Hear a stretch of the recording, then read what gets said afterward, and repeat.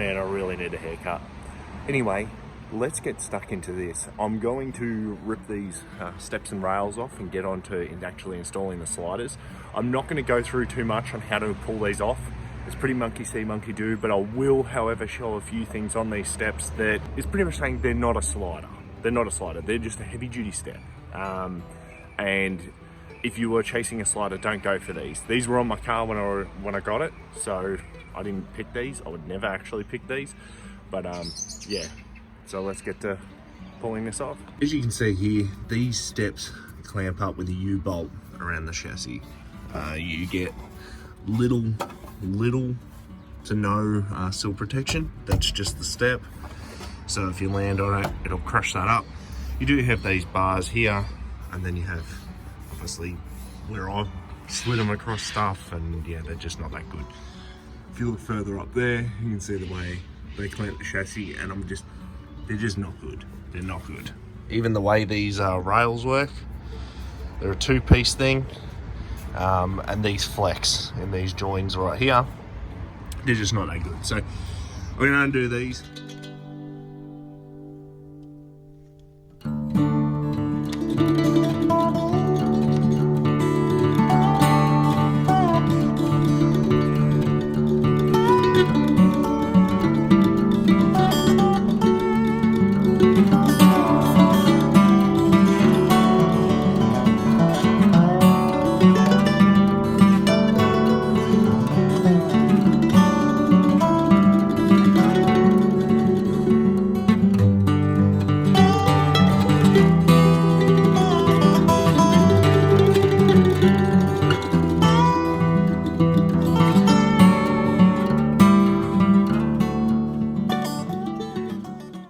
So I've managed to get the old steps off.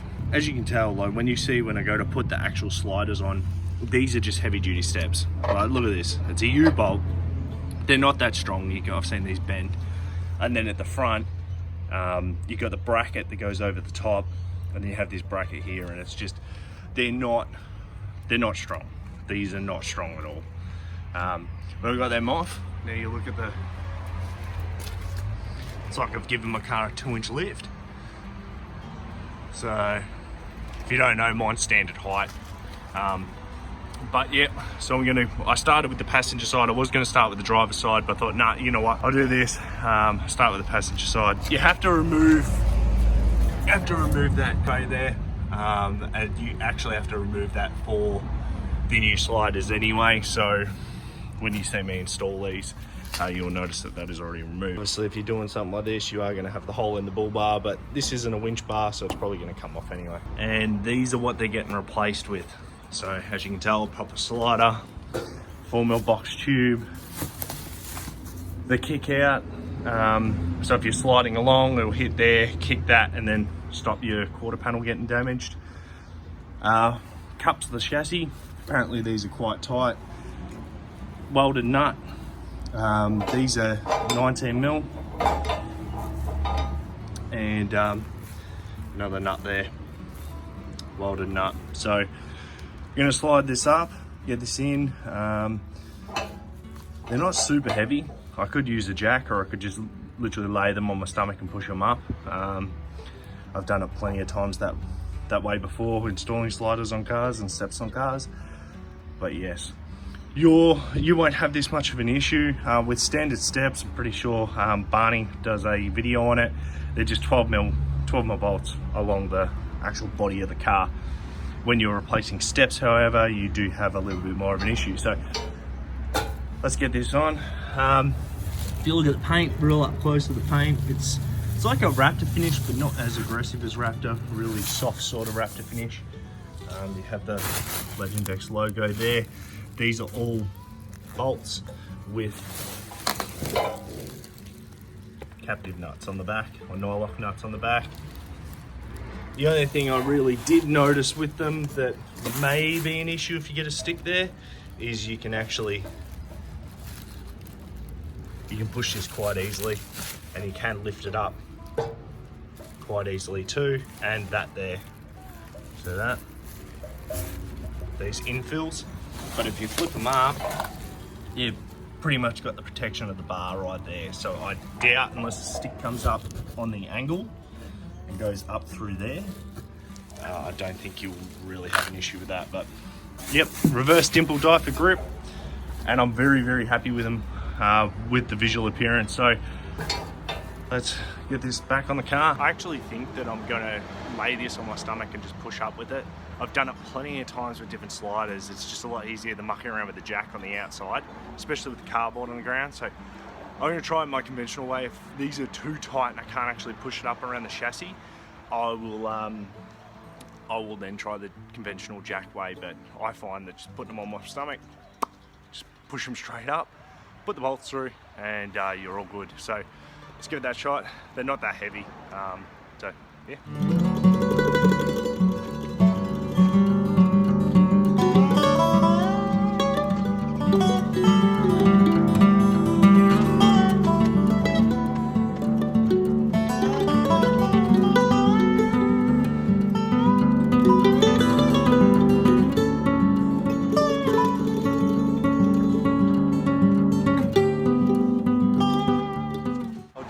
Around a little bit, get them into the position that I want, and then I'll probably jack up the front, push it up even higher. The middle should be easy because it's just the bolt with the nut that goes over the top of the chassis, and the other two actually go through the chassis. So I'll get under there and I'll film and I'll show you guys. But yeah, it's not too bad at all. Definitely needs to come up a little bit more. They're hanging down, but they cut the chassis pretty tight, line it up, and away it goes. So as you can see under here, this one just goes through that square hole in the chassis. As you can tell, it's hanging down, so these need to get pushed up. All of them need to get pushed up. This middle one goes over the top of the chassis with this bolt and the nut. And then this front one, a bit hard to tell, but goes through here, about in line with your flex joint if you've got an exhaust system, but aftermarket exhaust system, and or just ahead of the cross member, so not too far. And again, this needs to be jacked up because there is a gap there, so I want them hard up to the chassis. And this one just goes over the top. This is where that plate thing sits, so when you put that back on, you might need to do a little bit of panel beating with it to get it around here. But just a far better design over the ARB stuff. It's an actual slider. That's what they're meant to do. Cut the chassis, protect the sill, and that's what they're meant to do. So this is the passenger side all installed. Goes through there, it's all tight. That's sort of the gap you've got around the chassis because of the weld and stuff. So, but it's very tight on the side, and these are solid. I know it sounds rattly, but that's just the inserts. I'll stand on these. My other steps, I could get them to flex by jumping on them. These, no way. Bolt is, I know it's very hard to see, but it goes over the top of the chassis here.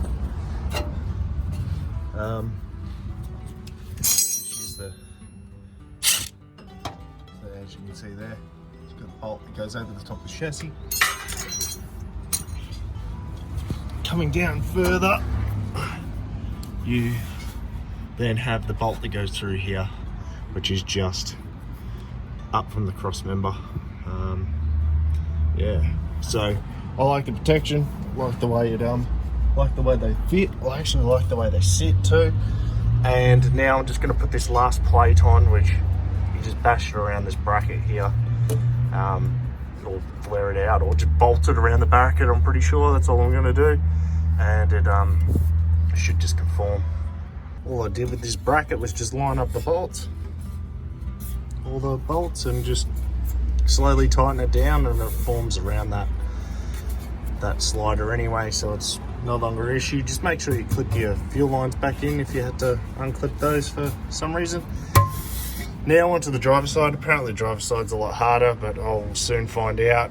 It's going to be extra difficult for me because I've got to remove my old sliders, and I know there's a U-shaped bracket that runs I know this is upside down, but I don't know if you can see it right there. It runs in between the chassis rail and this fuel tank. So hoping I can undo it, twist it to the side and just pull it out that way. But time will tell. So I'm gonna get onto that side and then I'll show you when I'm installing the sliders. But so far so good, I'm very happy with them. So here they are, all done. As you can see, my footprints on them from jumping up and down, and it's raining. It's a lot cleaner not having the rail there. Like I said, those steps and rails are just for if you want. I don't know. It's more look. I would say they're looks because they don't really do too much. But these are proper sliders, strong as all hell. I was jumping up and down on them. They don't even move. They don't even budge at all. So a sleeker finish. I like the way they finish. I also like the nice little tilt up they have on them. And yeah, it just finishes off the car a lot better. So I'll get the other side installed now. Now I'm only filming this for you guys who have got these stupid shit ass steps that aren't worth the money that fucking ARB charge for them. But anyway, I dropped the tray, just the cover on the tank, and I'm going to undo this bolt here, undo the band, support the tank. I haven't got much fuel in it, and then I'm going to get this stupid U-clamp. No point getting frustrated at it. I'm going to get this U-bolt out, because you know, putting a U-bolt on the inside of a fucking chassis rail between a fuel tank is a smart option. And yeah, the new sliders I think are just going to slide up here, and they've got a captive nut anyway, so they're going to be, I don't think it's going to be too hard to put the new sliders on. Spent more time getting the old crap off. As you can see here, I angle grinded that, and you know how I said that these bend? There you go, that's prime example. These things bend. Trash. Absolute trash. Okay, so the driver side's installed. I didn't film much of it because I haven't got much room on this side to actually get a tripod and stuff up to film from the other side, but I did the exact same way. So I jumped underneath, had it on my stomach, pushed it up. If you struggle with the passenger side doing it that way, don't do it this way on this side, because this side is a lot tighter and you have a lot more clearances. Okay, so I've left all this apart so I can show you. It is going to be a little bit harder because I need the light. So what you want to do is you want to pull the tray off your fuel tank, put that to the side. I just laid it over there. Then you want to make sure you don't have too much fuel in your car. That's all I'm saying. Undo the front band that runs around through here, and it bolts in there. Just undo that front band. It's got like a 14mm bolt. Undo that and loosen the back one, but don't pull the bolt out entirely, just so you have enough play that you can move the tank around. All right, next you want to get up into here. Again, this is just it's extremely hard to film this, guys. Like, it's just ridiculous. Next you want to get up into here and unbolt the cooler. There is, I think, about 6 bolts.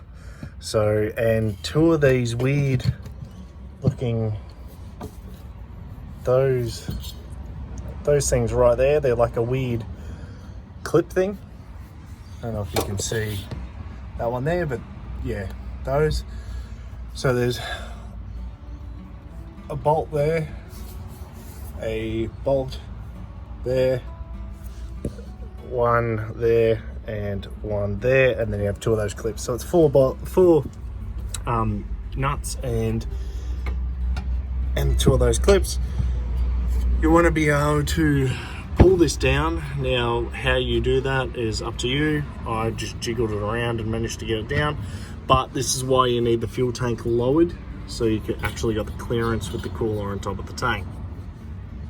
Next, what you want to do is you want to unbolt. There is a tray cover that goes here, the bolt holes there and the other one there. Pull that tray off, and then you want to unbolt your brake line. Again, this is really, it's just difficult to film this, guys. It's really tight under here.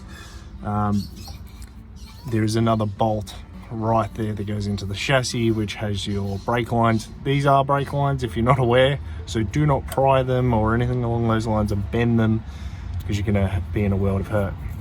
But you are going to have to move them to put that bolt in through there. The one you are going to have the issue with is this middle bolt here, the one that goes over the top of the chassis rail. There is brake lines up there. I've also got a power line running across there from the previous owner. I think he put live wire there. So you're going to have a bit of an issue with that, but that just comes around and pops out the other side there. That was my biggest trouble, was that bolt. Then you come down to the back here, and I will film all this again when it's all installed. But you then have this back bolt here, and you can see there's a bit of clearance between that and the tank. Obviously the tank's not sitting 100% where it's meant to be, but everyone complained about this bolt. Even Barney was like, oh, this bolt is really hard. That is a piece of piss. That back bolt is so easy. It comes in from, I know I'm upside down, but it comes in from the outside of the car through, and then you have that bolt there. It's a piece of piss. The fuel tank is not an issue. The thing that you're going to have the issue with is the cooler and that bolt that runs over the top. Bear in mind, this side is a lot firmer, like a lot tighter than the passenger side. So like I said, if you cannot thrust it up how I did with the previous way, which I managed to do that with this, and then I used the jack to position it in 100%. But yes, anyway, I'm going to get this back together and I'll show you once it's all done. So here it is all done. Tray's back on. There's clearance between that bolt excess and the tank. Coming down to the middle, can't see anything, so I'm just going to keep going, but it's fine there.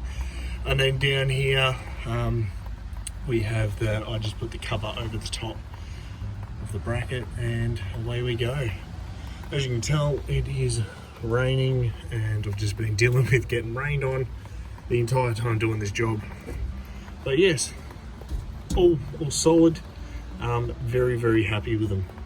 They're bolt up nice. The only thing I've got to check is these little bolts. Apparently they tell you to check those, but these are solid, really, really solid. Standing on them, they just don't budge. You get more than enough of a side step to get in and out of the car. Yeah, I'm really, really happy with them. So got to just take them up the bush and see if they work as a slider.